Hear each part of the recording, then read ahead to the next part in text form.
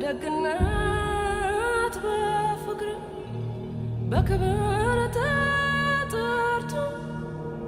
በክብር ይሄዳል ሰው ሊኖር ሰው ሞቱ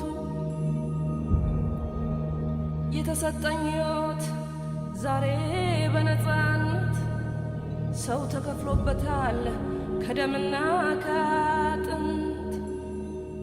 ስንት ወገን ወደቀ በነፃነት ምድር ትናገር አድዋ ትናገር ትመስክር ትናገር አድዋ ትናገር አገሬ እንዴት እንደቆምኩኝ ከፊታችሁ ዛሬ በኩራት